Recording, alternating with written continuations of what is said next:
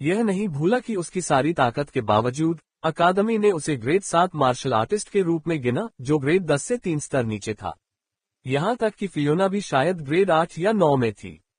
उसने बहुत सारी तकनीकों में महारत हासिल कर ली थी, लेकिन उसकी मार्शल आर्ट में व्यक्तित्व की कमी थी। उसकी ताकत उसकी तकनीकों से आई थी, न कि उसके मार्शल पाथ की गहराई से। बड़े अंतराल के बावजूद वह अपनी लड़ाई में जिस तरह से सफल रहा, उसका एक कारण ये था कि उसका दिमाग अप्रेंटिस दायरे में उससे कहीं ज्यादा ऊंचे स्तर पर पहुंच गया था। उसकी कच्ची संज्ञानात्मक और तंत्रिका संबंधी वृद्धि अधिक थी, बस इतना ही कि उसने शक्तिशाली और अविश्वसनीय रूप से कठिन तकनीकों के एक समूह के साथ उस अंतर को पूरा किया। हैफबोर्न ऐसे व्यक्ति का उदाहरण था जो जीवन भर तकनीकों और अनुभव के संचय के कारण अविश्वसनीय रूप से शक्तिशाली था। वह ऐसा व्यक्ति नहीं था जो केवल 6 या 7 वर्षों के लिए मार्शल अप्रेंटिस रहा हो। रूई को आश्चर्य नहीं होगा यदि हैफबोर्न उससे कहीं अधिक समय तक मार्शल अप्रेंटिस रहा हो। NOWELLBEIN.CO।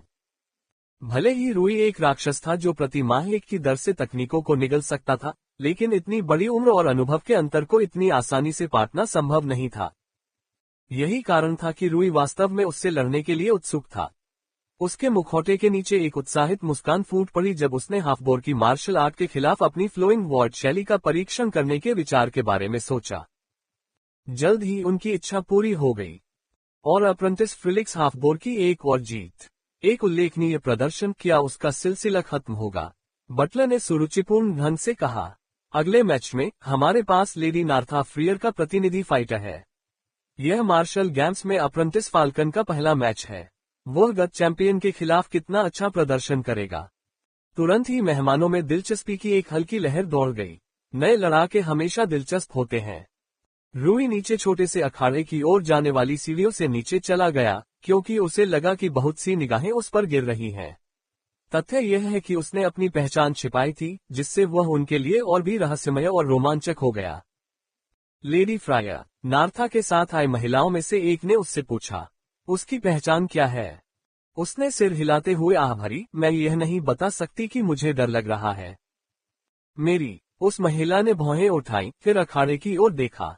जब तक रूई हाफबोर और मध्यस्थ के पास पहुंचा तब तक माहौल बदल चुका था। वह अपने प्रतिद्वंद्वी में उतना डूबा हुआ नहीं था जितना वह मार्शल कॉन्टेस्ट के दौरान था, फिर भी उसके दिमाग से निकलने वाला दबाव हाफबोर से टकराया क्योंकि दोनों लड़ाके एक दूसरे को बिना कुछ कहे चुपचाप एक दूसरे को देखते रहे।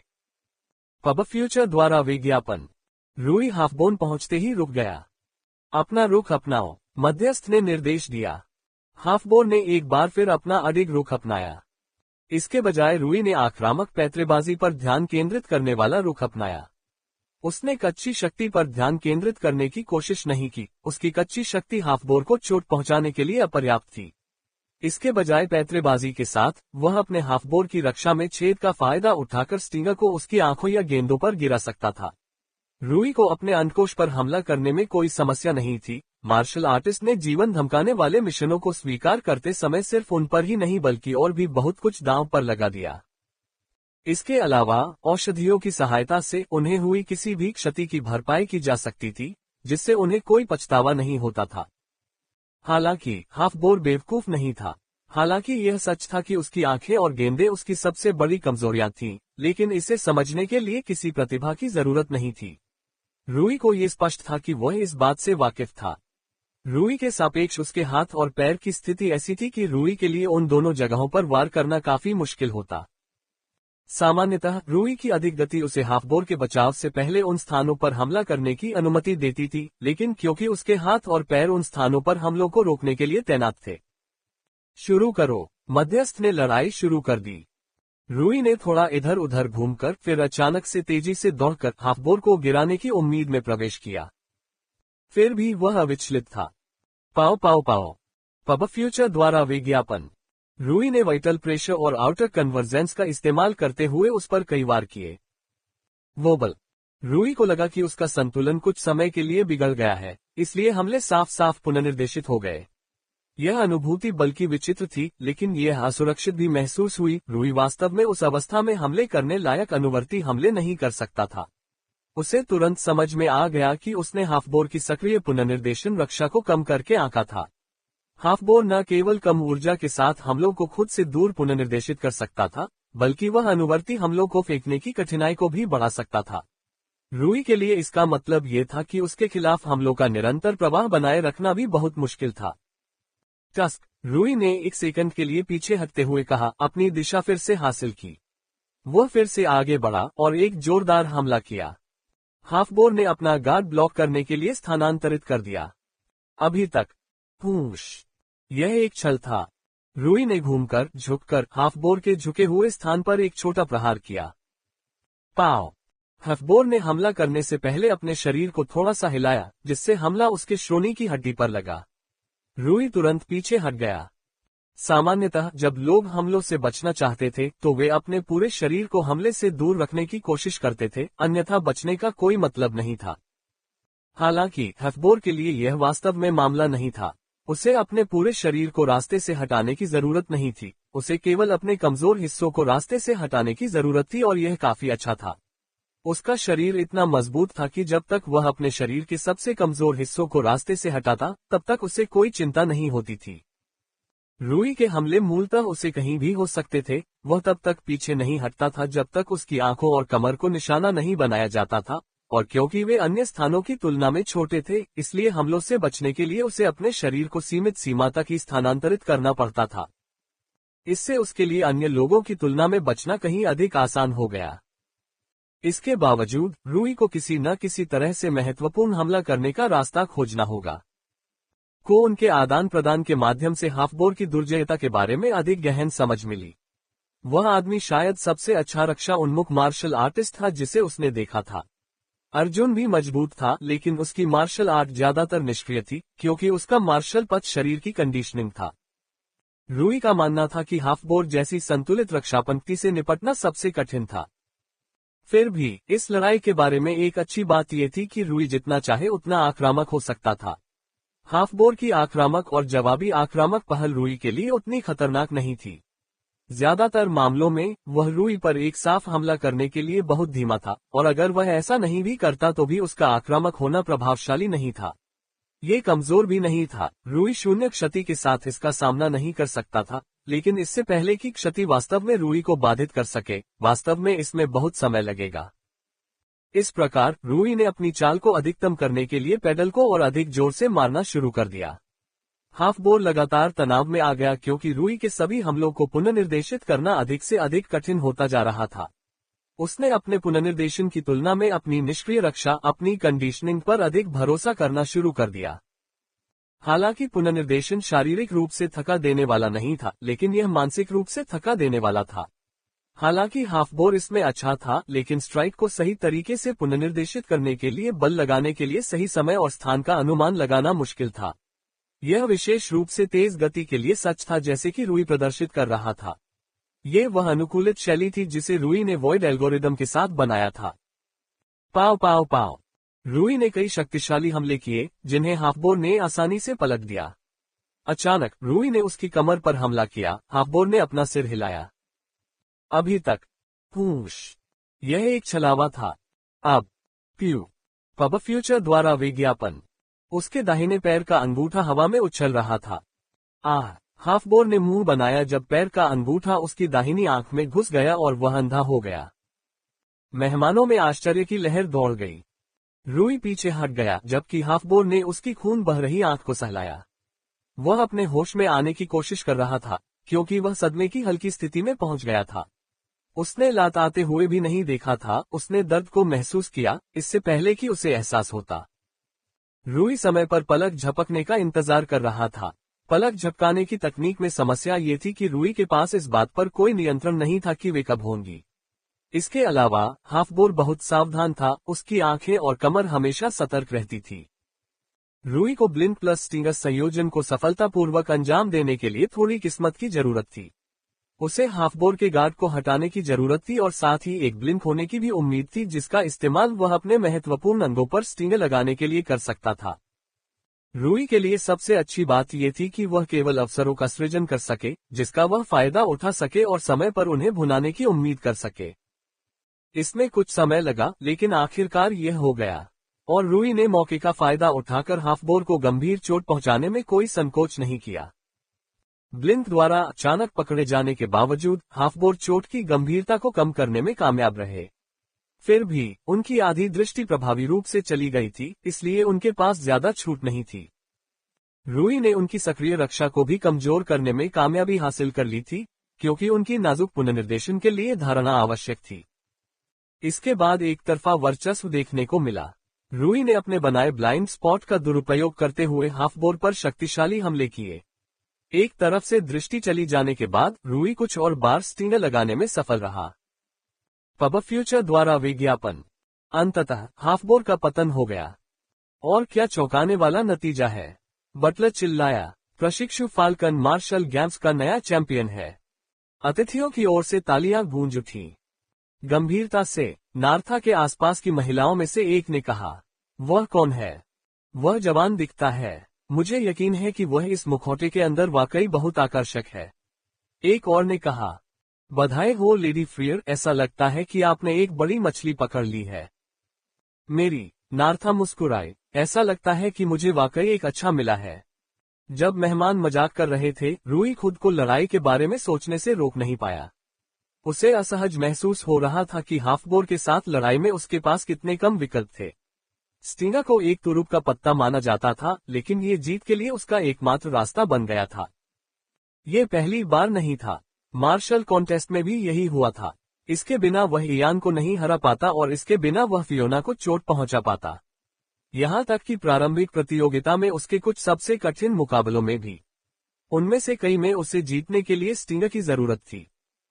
हालांकि यह आवश्यक रूप से बुरा नहीं था, लेकिन उसे यह एहसास होने लगा था कि मार्शल अप्रेंटिस क्षेत्र के उच्चतम स्तर पर उसकी तकनीकें अप्रचलित होने लगी थीं।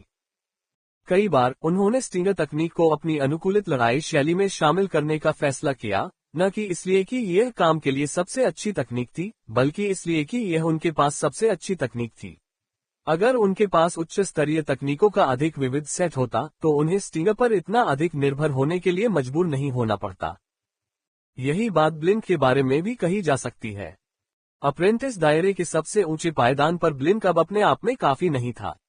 इसके लिए रूई को अपने रास्ते से हटकर विशेष परिस्थितियां बनानी पड़ती थी और उम्मीद करनी पड़ती थी कि उसका प्रतिद्वंद्वी पलक झपकाए, और जब वे पलक झपकाए तभी वह वास्तव में ब्लिंक का आत्मविश्वास से इस्तेमाल कर सकता था। इन दोनों तकनीकों की शक्ति तब कम हो गई जब उनके प्रतिद्वंद्वी को इनके बारे में पता चला। अब तक सभी को इनके बारे में पता चल गया था, या कम से कम मार्शल आर्टिस्ट को। एक तरह से इसने उसे प्रारंभिक प्रतियोगिता से पहले की तुलना में कमजोर बना दिया। रूई इस बात से खुश नहीं था। उसे अपनी ताकत पर एक हद तक भरोसा था, लेकिन जल्द ही उसे एहसास हुआ कि उसे जल्दी से मजबूत होने की जरूरत है। उसे बिना किसी बड़ी रणनीतिक कोशिश के सबसे मजबूत मार्शल अप्रेंटिस को हराने में सक्षम होना चाहिए था। हालांकि उसकी रणनीति और अनुकूली विकास शक्तिशाली थे, लेकिन उसकी तकनीकों को वॉइड एल्गोरिदम का समर्थन करने की जरूरत थी, न कि उसे पीछे धकेलने की। अगला प्रशिक्षण चरण। उसने अपनी मुट्ठी भींच ली और दृढ़ संकल्प की लहर उसके अंदर दौड़ गई। उसने अपने अगले प्रतिद्वंद्वी को तीखी निगाहों से देखा। महीने बीत गए। रूई ने अपने मिशन को जारी रखा। दिन ब दिन, घंटे दर घंटे, वह लगातार खुद को अलग अलग तरह के मिशनों में झोंकता रहा। कभी कभी वह अपने दोस्तों के साथ मिलकर एक पार्टी बनाता और 9वीं कक्षा के कुछ मिशन पूरे करता, लेकिन इसके अलावा वह ज्यादातर अकेले ही काम करता था। इन 2 महीनों में उसे मिशन पूरा करने का बहुत अनुभव प्राप्त हुआ था। उसने केवल 2 महीनों के अंतराल में लगातार 6000 मार्शल क्रेडिट भी जमा किए थे। ये औसतन उसकी पिछली दर से लगभग 3 गुना था। इसका एक कारण ये था कि व्यक्तिगत कमीशन आमतौर पर ज्यादा आकर्षक होते थे, और उन्हें 2 महीने के दौरान बहुत सारे कमीशन मिले थे। उनमें से ज्यादातर विविध मिशन थे, लेकिन उन्हें बचाव, अपराध और शिकार वर्गों के पर्याप्त मिशन मिले जिससे वे आगे बढ़ सकें। उन्होंने स्पैरिंग पार्टनर मिशनों के साथ साथ नार्था फ्रियर के साथ अपने प्रतिनिधि लड़ाकू कमीशन को भी जारी रखा था। उन दोनों मिशनों ने उसे ऐसे नतीजे दिए थे जिनसे वह काफी खुश था। वे सभी मिशन उसके फ्लोइंग वॉर्ड स्टाइल के लिए उल्लेखनीय रूप से उपयुक्त थे। उन्होंने पुष्टि की थी कि जिन मार्शल अप्रेंटिस के साथ उन्होंने अभ्यास किया था, वे 2 महीने के अंतराल में बहुत बेहतर हो गए थे। वे सभी उल्लेखनीय रूप से अधिक मजबूत हो गए थे। उनकी मार्शल आर्ट खुद मजबूत नहीं हुई थी, न ही तकनीकों की मात्रा या गुणवत्ता में विशेष रूप से उनके कारण वृद्धि हुई थी। हालांकि उनकी तकनीकों के अनुप्रयोग की गुणवत्ता वास्तव में काफी बढ़ गई थी। उन्होंने अपनी तकनीकों को अधिक कुशलता से लागू करना शुरू कर दिया और अपनी कमियों और कमजोरियों के प्रति अधिक सजग हो गए। अब रूई आसानी से उनकी कमजोरियों का फायदा नहीं उठा सकता था और न ही उनका दुरुपयोग कर सकता था जैसा कि उसने पहले दिन किया था।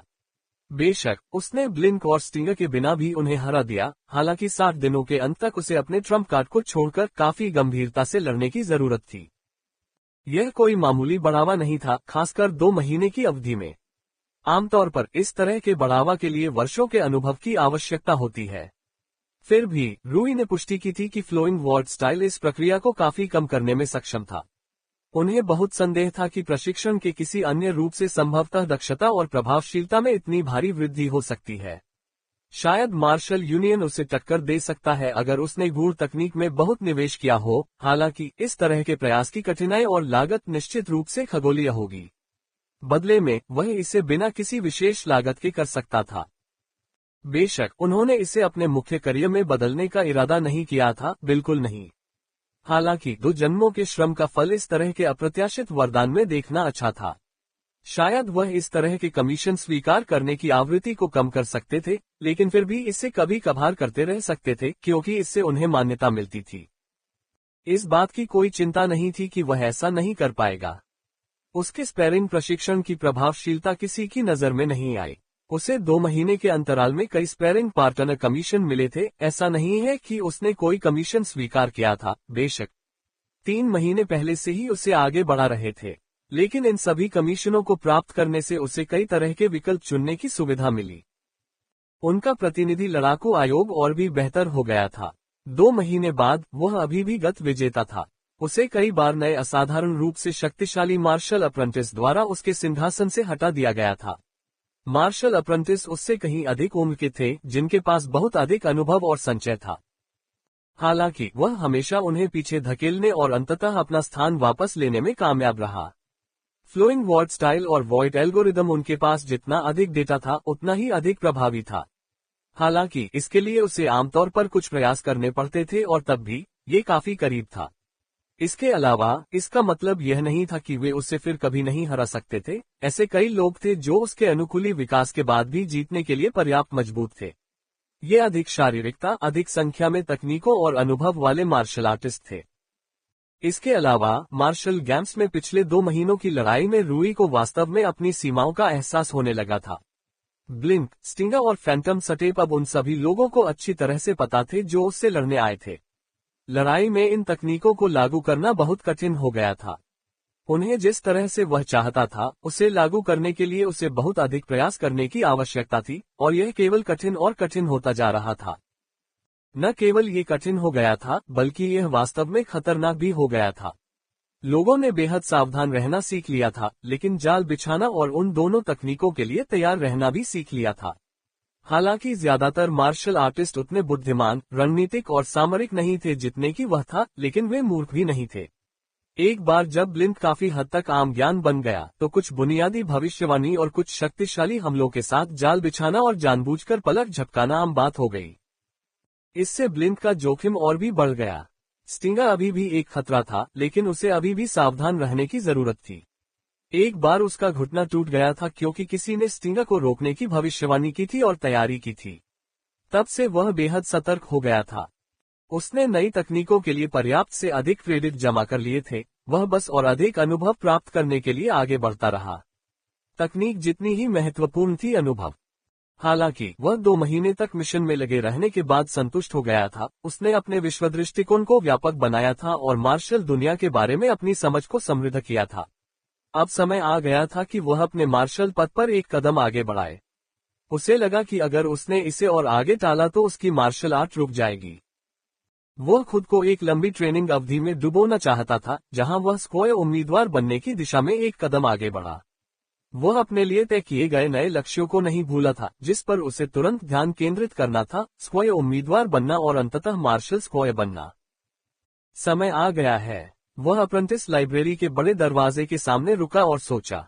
उसने गहरी सांस ली और आगे बढ़ा।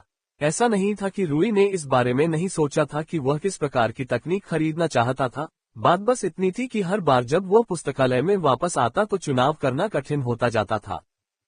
जब वह पहली बार लाइब्रेरी में मार्शल आर्ट की उन तकनीकों की तलाश में गया जिन्हें वह सीखना चाहता था, तो विकल्प लगभग आसान थे।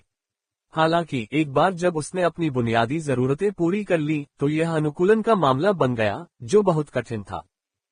फिर भी उसे इस बात का पूरा अंदाजा था कि उसे क्या चाहिए।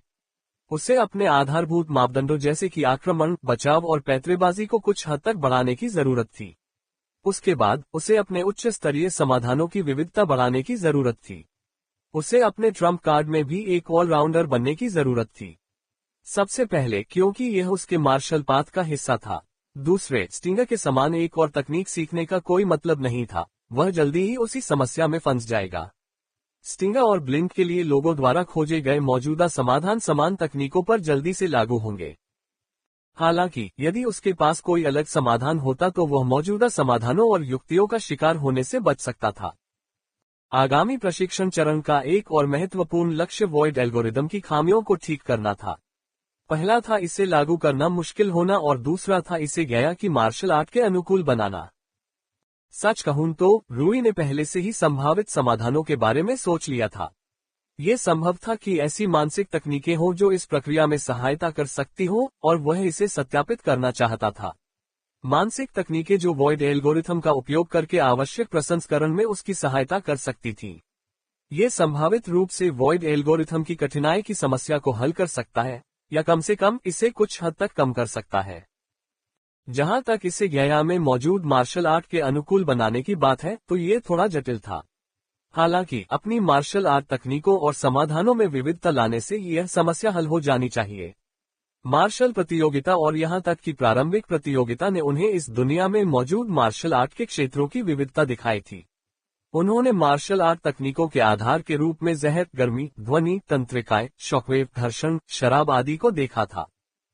शायद कोई मार्शल आर्ट हो जिसका मुकाबला इनमें से किसी एक क्षेत्र में सबसे बेहतर तरीके से किया जा सकता हो।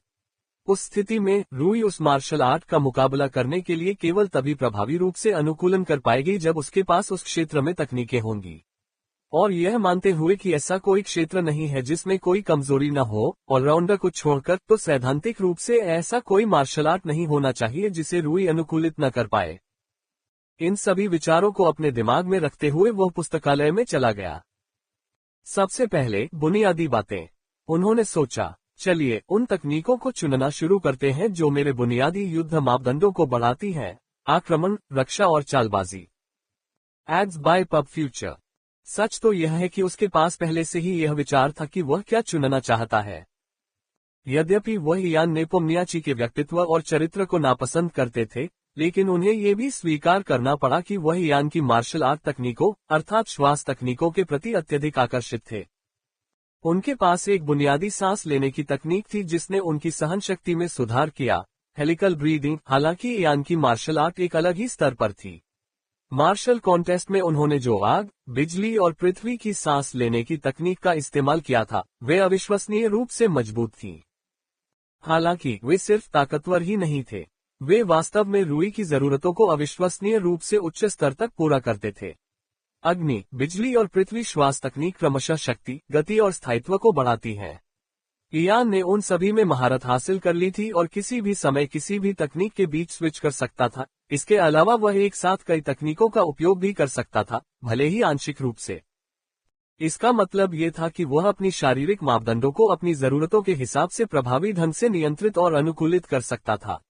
अपने शारीरिक मापदंडों को अपने प्रतिद्वंद्वी के हिसाब से अनुकूलित करने के लिए ये व्यावहारिक रूप से फ्लोइंग वर्ड स्टाइल के लिए बनाया गया था। NOWELLBEIN.CO। इसके साथ रूई अपने अनुकूली विकास को उस स्तर तक बढ़ा सकता है जिसकी उसने कल्पना भी नहीं की थी। पहले वह केवल अपने विरोधियों के अनुकूल तकनीकों, रणनीति और युक्तियों को बदल सकता था, अब वह अपने शरीर के भौतिक मापदंडों को भी बदल सकता है। वह इस संभावना से उत्साहित होकर मुस्कुराया। कौन नहीं होगा। वह तुरंत पूरक अनुभाग के अंतर्गत श्वास तकनीक उप अनुभाग पर चले गए और तुरंत तकनीकों में गहराई से उतरना शुरू कर दिया। एड्स बाय पब फ्यूचर। उन्होंने श्वास तकनीक के खंड में कभी इतनी गहराई से अध्ययन नहीं किया था, और वे ये देखकर आश्चर्यचकित थे कि श्वास से कितनी सारी चीजें पूरी हो सकती हैं। ये वास्तव में उल्लेखनीय था। अंततः उसे वह मिल ही गया जिसकी वह तलाश कर रहा था। अग्नि श्वास। हमलों की शुरुआत के दौरान कोशिकाओं को निरंतर अपरिवर्तित वायु आपूर्ति के बजाय आपूर्ति की जाने वाली वायु की मात्रा में वृद्धि करके हमलों की शक्ति का उत्पादन बढ़ाना। बिजली जैसी सांस। शीर्ष गति तक त्वरण के दौरान कोशिकाओं को बड़ी मात्रा में वायु की आपूर्ति करके कुछ चालों की गति को बढ़ाना, जिससे शीर्ष गति को शीघ्र प्राप्त किया जा सके। पृथ्वी श्वास। कोशिकाओं को आपूर्ति की गई हवा में वृद्धि के कारण मांसपेशियों की कठोरता में वृद्धि के साथ प्रभावों का मुकाबला करके स्थायित्व को बढ़ाना। स्क्रॉल में ऑक्सीजन की जगह हवा का जिक्र था क्योंकि रूई को संदेह था कि उन्हें हवा में मौजूद उस यौगिक के बारे में पता नहीं था जिसकी इंसानों को जीवित रहने के लिए जरूरत होती है। फिर भी तकनीकें समान रूप से अच्छी तरह से काम करती थीं। एकमात्र समस्या ये थी कि प्रत्येक तकनीक ग्रेड 9 तकनीक थी, जिससे रूई को बहुत आश्चर्य हुआ। लेकिन जितना अधिक उसने इसके बारे में सोचा, ये समझ में आया। इन तकनीकों ने इयान को अपने शारीरिक मापदंडों को बहुत अधिक बढ़ाने की अनुमति दी। इस हद तक कि उन्होंने उसे फे, केन और अर्जुन जैसे विशेषज्ञों को उनके अपने क्षेत्रों में कड़ी टक्कर देने की अनुमति दी। ग्रेड 9 तकनीक में महारत हासिल करना बेहद मुश्किल था। आमतौर पर केवल वे लोग ही उनमें महारत हासिल कर पाते थे, जिनका उस क्षेत्र के प्रति गहरा लगाव होता था जिसमें वे तकनीकें मौजूद थीं। शायद अगर रूई उनमें से किसी एक पर वास्तव में लंबा समय बिताए, तो वह सक्षम हो सकता है। हालांकि यह काफी असंभव था, लेकिन 3। ये निराशाजनक था। वह केवल एक को चुनना नहीं चाहता था, क्योंकि इससे उसकी मार्शल आर्ट का संतुलन काफी हद तक बदल जाएगा। वह अब एक ऑलराउंडर नहीं रह जाएगा। जैसे ही उसने समाधान के बारे में सोचने की कोशिश की, उसकी नजर किसी चीज पर पड़ी। ज्वाला श्वास। अग्नि श्वास का कम शक्तिशाली और कम कठिन संस्करण। रूई ने दिलचस्पी से अपनी भौहें उठाईं और बेहतर तरीके से देखने के लिए करीब गया। उसे सुखद आश्चर्य हुआ। उसने पाया कि कठिनाई ग्रेड 7 थी, जो कहीं अधिक प्रबंधनीय और प्राप्त करने योग्य थी। वास्तव में उसने लाइटनिंग ब्रीदिंग और अर्थ ब्रीदिंग के लिए समान तकनीकें पाईं। हवा में सांस लेना। Rock breathing. सभी नाम घटिया थे, वे ग्रेड 9 श्वास तकनीकों के निम्नस्तरीय संस्करण थे। रूई ने तुरंत फ्लेम ब्रीदिंग और विंड ब्रीदिंग तकनीक सीखी। हालांकि जैसे ही उसने रॉक ब्रीदिंग तकनीक सीखी, वो झिझक गया। रॉक ब्रीदिंग तकनीक सक्रिय बचाव का एक रूप थी, जिसका मतलब था बचाव जिसके लिए उपयोगकर्ता की ओर से सक्रिय पहल और बचाव की सक्रियता की आवश्यकता होती है।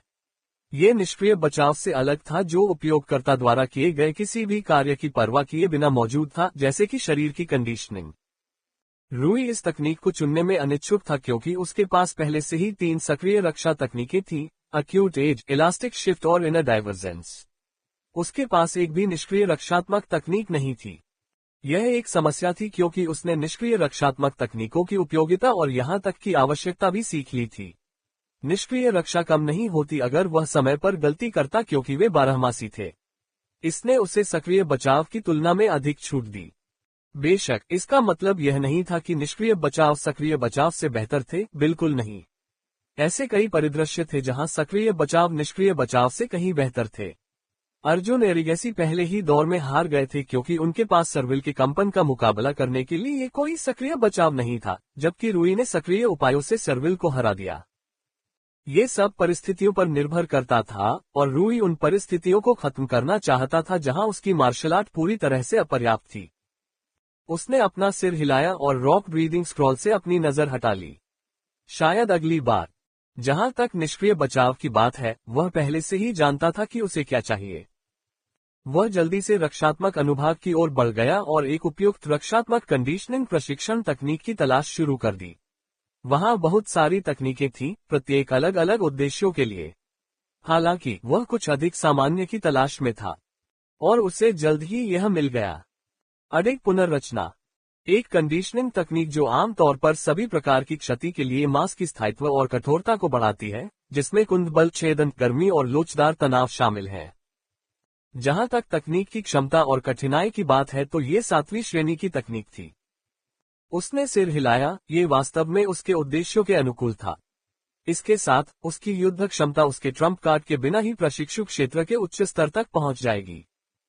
इससे उनके पास 3 या 4 और तकनीकें बचीं, जो उनकी कठिनाई के आधार पर थीं, जिन्हें वह खरीदने के लिए तैयार थे। आखिरकार वह खुद को बहुत आगे नहीं बढ़ाना चाहते थे और न ही बहुत लंबे समय तक प्रशिक्षण में डूबे रहना चाहते थे। अगली चीज जो वह सत्यापित करना चाहते थे वही ये थी कि क्या मानसिक तकनीकें वॉइड एल्गोरिदम का उपयोग करने की कठिनाई को कम कर सकती हैं। फिर भी आश्चर्यजनक रूप से वह निराश हुआ। मानसिक तकनीकें उतनी शक्तिशाली या खेल बदलने वाली नहीं थीं जितनी उसने उम्मीद की थी। इसके अलावा उनमें से ज्यादातर उसके अपने दिमाग के बजाय दूसरे के दिमाग को प्रभावित करने से संबंधित थीं। ये दुर्भाग्यपूर्ण था। कुछ आत्मसम्मोहन तकनीकें थीं जो उसके ध्यान को बढ़ाती थीं और उसे अपनी मानसिकता को नियंत्रित करने की अनुमति देती थीं, लेकिन वे लगभग पर्याप्त नहीं थीं। उसे कुछ क्रांतिकारी चाहिए था। क्या ऐसी कोई तकनीक नहीं है जिससे दिमाग की शक्ति 3 या 4 गुना या कुछ और बढ़ सके? रूई ने कोसा। फिर भी उसे एहसास हुआ कि यह मांग कितनी अनुचित थी। ये बिल्कुल क्रांतिकारी होगी, और भले ही ऐसी कोई तकनीक मौजूद हो, रूई को बहुत संदेह था कि इसकी कठिनाई ग्रेड 10 से कम होगी।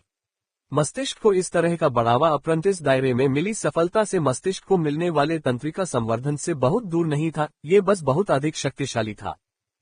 दिन के अंत में वॉइड एल्गोरिदम के भीतर अधिक शक्तिशाली प्रणालियों को लगभग तात्कालिक पैटर्न पहचान और मान्यता की अत्यधिक मात्रा की आवश्यकता थी। उसका दिमाग अविश्वसनीय था, लेकिन ये कंप्यूटर नहीं था। ये डेटा भंडारण और प्रसंस्करण के स्तर में संलग्न नहीं हो सकता था। रूई ने निराशा में आह भरी। वह अभी जाने ही वाला था कि एक जानी पहचानी तकनीक ने उसकी नजर खींच ली। माइंड पैलेस, एक ऐसी तकनीक जो उपयोगकर्ता को मिशन के बिलों को पूरी तरह से याद रखने की अनुमति देती है ताकि मार्शल अप्रेंटिस बिना किसी समस्या के मिशन पूरा कर सके। यह मन के अंदर एक काल्पनिक स्थान के अंदर सूचना के टुकड़ों को व्यवस्थित करके ऐसा करता था जिससे उपयोगकर्ता वास्तविक जीवन में बेहद परिचित था। उपयोगकर्ता को केवल माइंड पैलेस की कल्पना करने और उस स्थान के अंदर कुछ स्थानों पर पहले से रखी गई जानकारी तक पहुंचने की आवश्यकता थी, और अगर तकनीक में महारत हासिल हो जाती है तो उन्हें पूरी तरह से याद हो जाती है। यह एक आधारभूत तकनीक थी और पूरी तरह से मुफ्त थी। रूई ने ठहाका लगाया। उसे हमेशा से यह खास तकनीक मजेदार लगती थी। ये तथ्य कि मार्शल यूनियन ने इस तकनीक को विकसित करने के लिए अपनी सीमा से बाहर जाकर काम किया, क्योंकि मार्शल प्रशिक्षु ऐसे थे जो बुनियादी जानकारी याद नहीं रख सकते थे, उसे हास्यास्पद लगा।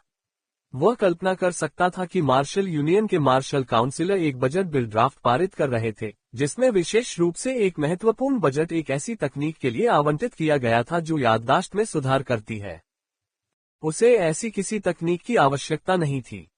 जैसे ही वह पलटा, वह स्तब्ध रह गया, जैसे एक एहसास उसके दिमाग में कौंध गया। माइंड पैलेस तकनीक वास्तव में उपयोगकर्ता को मिशन डेटा को संग्रहित और याद रखने की अनुमति देने के लिए थी।